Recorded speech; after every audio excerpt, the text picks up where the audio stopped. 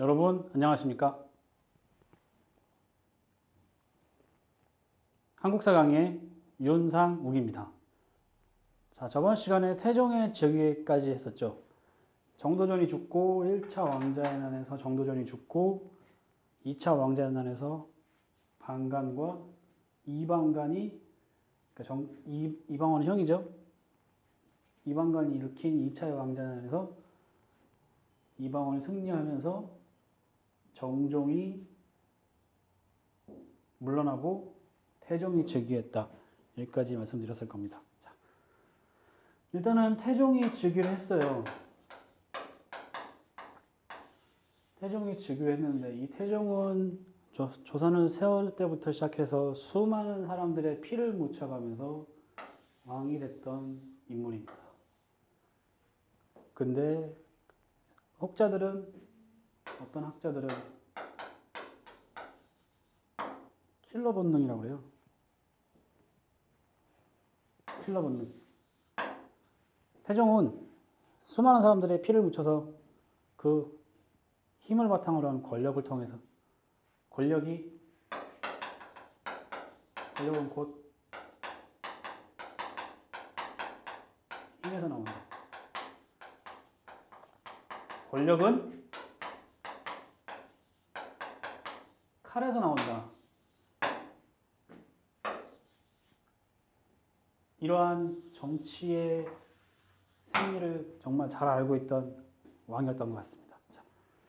자, 일단 이방원이 태종이 됐어요. 태종이 되고서 그냥 이방원이 거기서 폭정을 했으면 백성들에게 지탄을 받았겠죠.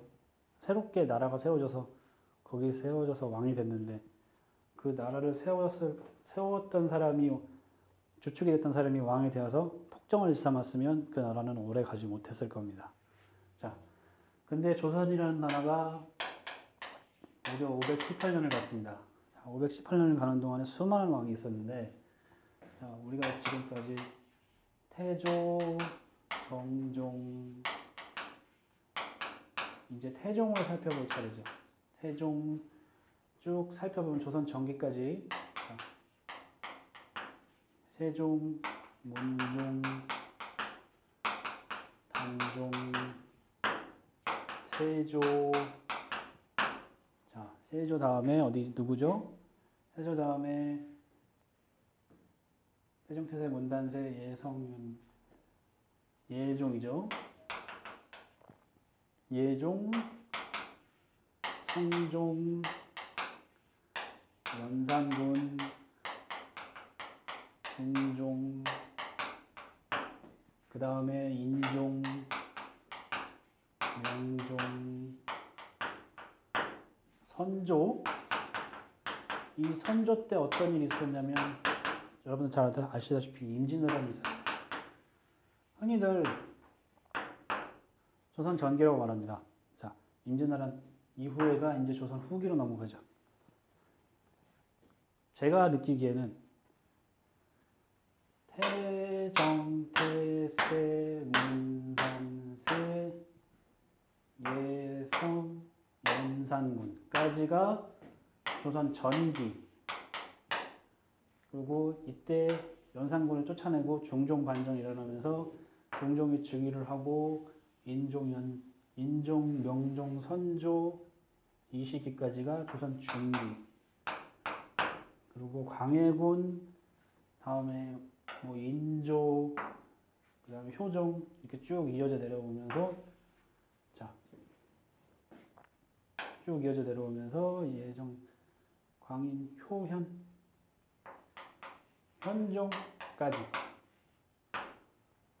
현종까지가 조선 중기라고 보고 있습니다. 물론 제 개인적인 생각인데 왜 그렇게 나눴냐 하면 이때 오늘 강의하려던 이 태종이 조선에 기틀을 세웁니다. 그리고 세종이 우리가 알고 있는 세종대왕이 훈민정음 집현을 설치해서 그 학자들을 등용해서 문치주의를 꽃피우고 대표적인 법적으로 훈민정음을 만들고 시국기를 만들고 혼천이를 만들고 천체 관측기구죠. 혼천이를 만들고 등등등등. 이건 나중에 다음 강의에 살펴볼 건데 이렇게 조선의 기틀을 잡고 조선의 전성기를 이뤄내고 쭉 이어내려다가 물론 격변의 시기가 있긴 하지만 조선 성종 때에 이르러서 조선 경국대전이 만들어지면서 조선의 기틀이 완벽하게 다져지면서 태평성대가 이루어지는 것.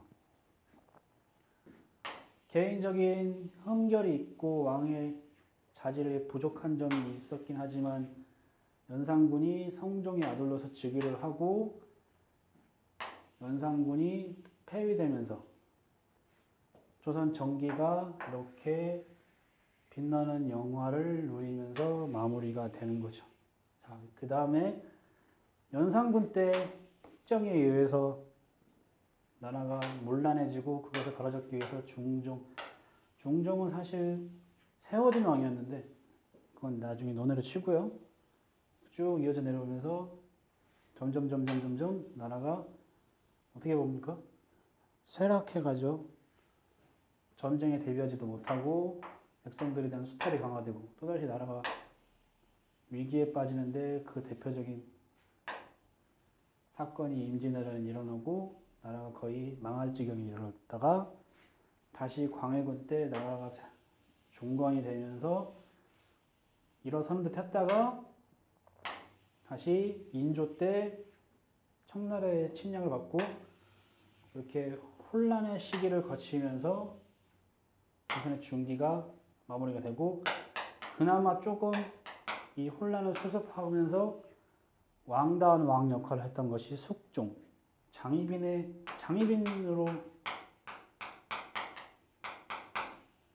생각하시면 될 거예요. 장희빈의 남편, 장희빈이 후궁이었으니까요.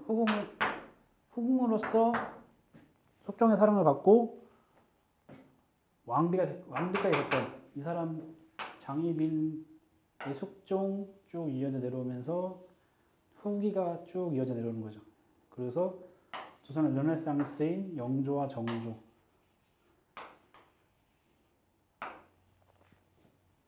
이렇게 쭉 고종과 순종 조선의 마지막 황제죠. 순종까지 이어지면서 조선이 이렇게 쭉 역사가 흘러가는데 조선 중기와 후기는 나중에 살펴보고 자 오늘 말씀드렸던 태종이 즉위를 하고 나라 조선이 기틀을 세워지는데요. 그 대표적인 업적이 정치의 면에서는 육조직계제. 말이 되게 어렵죠. 그리고 백성들의 소리를 듣기 위해서 신문고 설치. 이거는 지금도 정부가 많이 틈만 나면 주장하는 것이 뭐 신문고를 설치한다. 그럴 때 신문고입니다. 자, 그리고 또 하나가 사병협파를 통해서 중앙집권체제를 완비하고 완성합니다. 자, 이렇게 하면서 태종이 아까 말씀드리다 말았는데 육조직계제는 조선에서 관청이 몇 가지가 있었죠. 2조, 호조, 예조, 형조, 공조, 호조, 2조, 예형, 병조. 자, 볼까요? 우리가 교재로 삼고 있는 조선왕조실록, 한 권의 조선왕조실록에서 보면 자, 여기서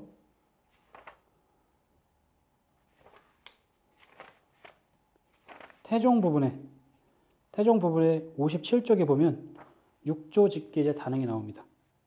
육조직계제에서 1405년 의정부 기능을 축소하고 자, 의정부라는 게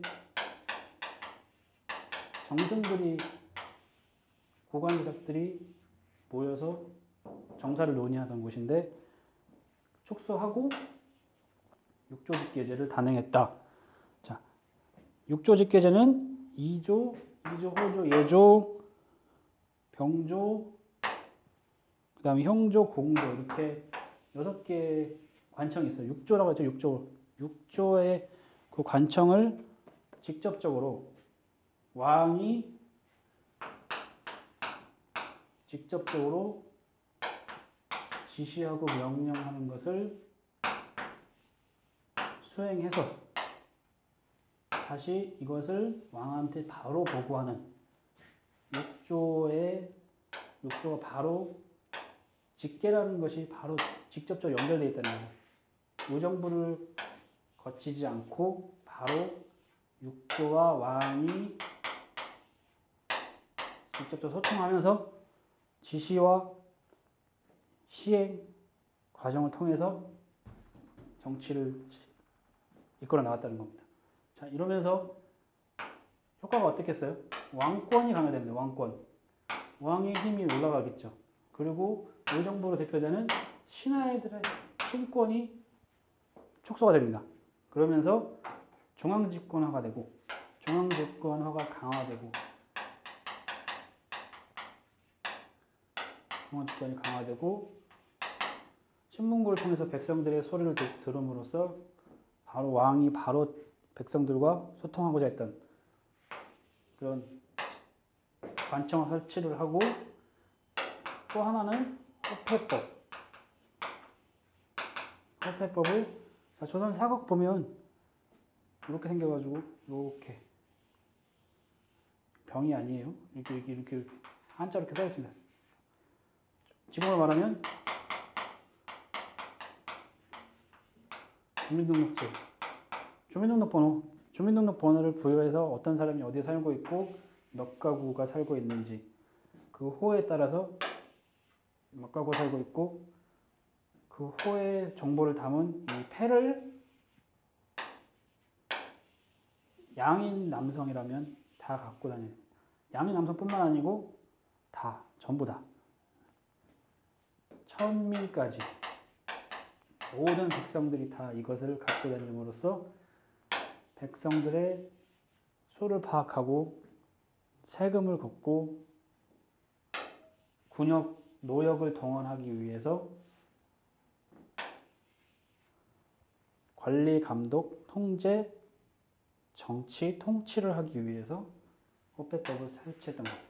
자, 이 모든 것이 직조직계제는 중앙 권력의 변화고 신문고는 관청의 변화, 백성들과 소통을 위하고자 하는 그 제도, 이 관청의 설치고 사병혁파는 아까 정도전이 시행하려고 했던 것을 그대로 정도전이 비록 이방원을 죽이긴 했지만 정도전이 실천하고자 했던 그 중앙집권의 노력을 이방원이 완성을 하게 됩니다. 이름으로써 군사와 정치 제도와 백성들의 밀접하게 연결되는 민생적인 제도의 얘기까지 다 완비를 함으로써 조선이라는 나라가 중앙집권화된 국가로 그 틀을 갖춰 나갔던 것이죠. 자, 태종의 이러한 노력에 힘입어서 조선이라는 나라가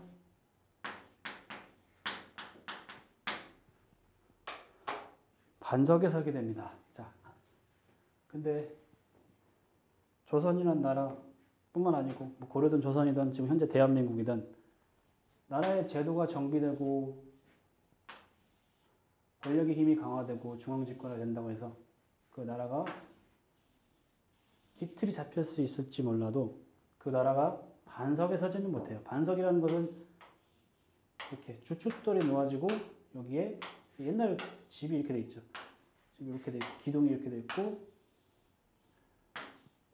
이게 지붕인데 자 주춧돌이 놓아지고 태주에 의해서 주춧돌이 놓아지고 태종에 의해서 이렇게 뼈대가 서게 되는 것이죠. 이것이 반석이 서다 하는 것입니다.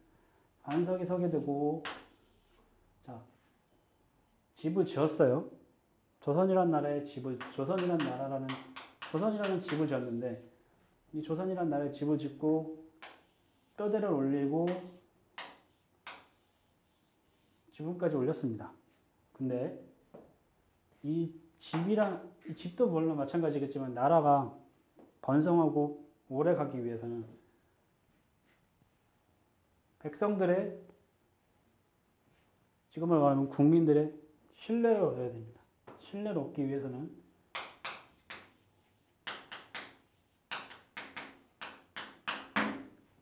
백성들의 신뢰를 얻기 위해서는 정치 세력들이 깨끗해야 하고 백성들의, 국민들의 목소리를 잘 들을 수 있는 준비가 되어 있어야 됩니다. 태종이 기반을 닦고 나라를 세우고 기틀을 세웠지만 조선나라가 불안불안했어요. 왜냐하면 그 당시에 뭐 아직 이렇다 할 인재들이 없었고, 인재들이 있어도 조선이라는 나라를 인정하지 않는 무리들도 있었고, 조선이라는 나라가 수많은 피로서 건국이 됐기 때문에 그거에 대해서 반발하는 세력도 있었다고 합니다. 그런데 이 조선이라는 나라, 위태위태했던 그 당시에 그 조선이라는 나라, 아직 신생국가였던 조선이라는 나라를 완벽하게 바로 세운 것이, 바로 세우려고 하는 태종의 노력, 결정적으로 결실을 맺게 된 게, 태종의 아들들을 보면 우리가 흔히들 다 아시죠? 양녕대군, 효령대군, 충녕대군이 있어요. 이 중에서 장자가 양녕대군이었어요. 큰아들이죠. 큰아들이 왕이 돼야 된다고 생각을 했던 태종이 양녕대군을 폐위하고 폐쇄자시키고 충녕대군, 삼남이었던 충녕대군을 세자에 올립니다. 자, 이것을 우리는 드라마를 통해서 뭐 용의 눈물이나 아니면 또 다른 드라마들 있죠. 대왕세종 같은 드라마들, 그런 드라마를 통해서 드라마상으로도 많이 표현이 됐는데, 일단 태종이 보기에는 그 당시 왕이 보기에는 자신이 집을 세웠는데, 집을 완벽하게 세웠다고 생각했는데, 이 다음을 이을 왕이 굉장히 중요했던 거예요. 다음을 왕이 중요했는데, 양녕대군의 장자인데 이 양녕대군이 비행을 일삼고 틈만 나면 공부를 하지 않고 무예를 즐긴다거나 사냥을 즐긴다거나 궁궐담을 월담해서 기생집에 놀러 간다거나, 기생을 사가에 있던 사대부집, 심지어는 사대부집의 첩까지 궁궐에 끌어들여서 그렇게 비행을 일삼다는 것을 보고 자신의 이 조선을 이끌어가기 위해서는 부적합하거나 판단을 했습니다. 근데 이 무시무시한 왕조국가에서 단지 왕이 어떤 왕자를 폐위시키려고 할 때 신하들이 선뜻 이 움직임에 동조하기 힘듭니다. 왜냐하면 절대 군주제이기 때문에. 근데 신하들은 선택을 합니다. 신하들이 들고 나왔던 그 당시에 세자를 바꾸는 명분이 택현, 현명한 자를 택한다. 택해서 군주로 세운다. 이 논리로서 태종의 뜻에 부응해서 충녕대군을 왕이 앉힙니다. 충녕대군을 세자에 앉히고, 충녕대군이 세자가 되면서 바로 몇 년 후에, 몇 년 후죠? 자, 조선왕조실록을 보면, 충녕대군이 왕이 됐을 때가 1418년 6월입니다. 1418년 6월이고, 1418년 6월이고,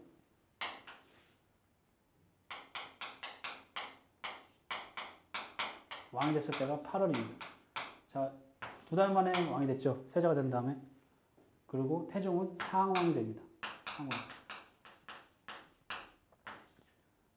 왕보다 위에 있는 왕이 살아있는 아버지죠. 왕이 살아있는 아버지. 왕이 살아있을 때 자신의 아들에게 왕위를 물려주고 자신의 뜻에 따라서 자신의 뜻대로 아들에게 왕위에 물려주고 자신의 뜻대로 이렇게 했던 유일한 왕이 태종입니다. 태종은 기본적으로 백성들의 신뢰를 얻기 위해서 나라를 기틀을 다지기 위해서 세종이라는 충녕대원이라는 현명한 자를 왕위에 세웠고, 그 다음에 상왕으로 있으면서 대마도 정벌, 일본의 대마도 정벌이죠. 왜구를 사탕하고 이종무를 시켜서 대마도를 정벌하고, 세종의 장인이었던 시몬을 처단함으로써 외척이나 인척도 있죠. 왕이 장인이니까 막강한 권한을 가질 수 있었겠죠. 그래서 태종은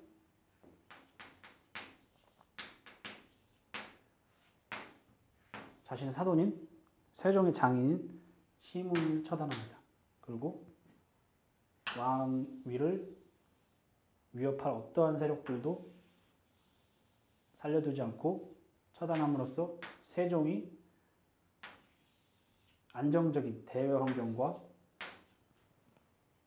안정적인 내적인 정치 환경을 닦아줌으로써 세종이라는 충녕대원이라는 현자가 조선의 영화로운 시기를 열 수 있도록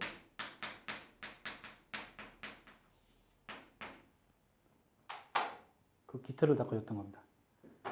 태종에 대해서는 여기까지 했고요.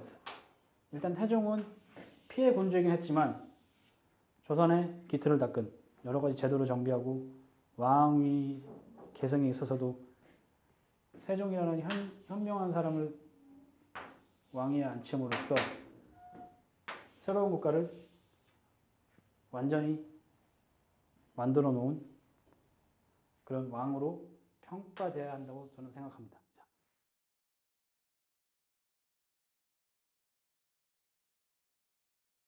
자, 이번 시간에 배운 것을 다시 한번 정리해 보겠습니다. 자, 태종이 왕이 됐고, 태종이 왕이 돼서 업적들이 뭐가 있었다고 했죠? 육조집계제와 육조집계제를 정치 제도로서 육조집계제를 세우고, 신문고 설치해서 백성들의 목소리를 듣고 사병혁파에서 중앙집권체제를 강화했다. 자, 그리고 세자를 교체해서 택현론에 입각해서 조선을 반석에 올릴 현자를 택한다는 명분으로 비행을 일삼던 양녕대군을 장자임에도 불구하고 폐쇄적시키고 삼남이었던 훗날 세종의 충녕대군을 왕위에 올렸다. 그래서 조선이라는 나라를 전성기를 이끄는데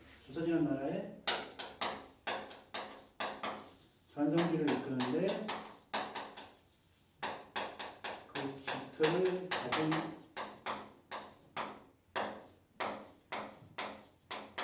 군주다. 그렇게 말씀을 드렸습니다. 육조집계제는 그냥 이호, 예, 병, 형, 공 6개의 관청, 중앙관청이라고 생각하시면 되고요. 자, 태종은 상왕으로 있으면서 세종에게 1300 몇 년이죠? 1418년에 세종에게 왕위를 물려주고 살아있을 때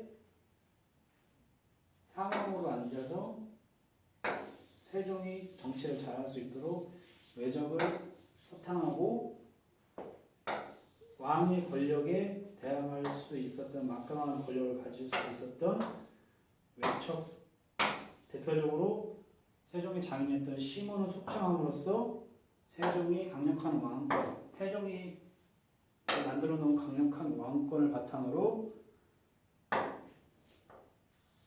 외적의 침입을 걱정하지 않고 현명한 자로서 조선을 영화로운 전성기에 이룰 수 있도록 이끌었던 왕이라고 정리를 하겠습니다. 자, 오늘 시간 태종에 대해서 강의를 했는데요. 자, 태종에 대해서 어렵게 생각하실 거 없어요. 태종은 일단 조선 3대 왕이고 조선의 세 번째 왕인데 세종의 아버지이고 비록 피의 숙청을 통해서 왕자는 아니나 정몽주를 죽였거나 제2차 왕자를 진압했거나 사돈인 시몬을 죽인 피해 숙청을 통해서 왕이 되고 왕권을 강화했지만 결과적으로 세자를 자신의 뜻대로 앉히고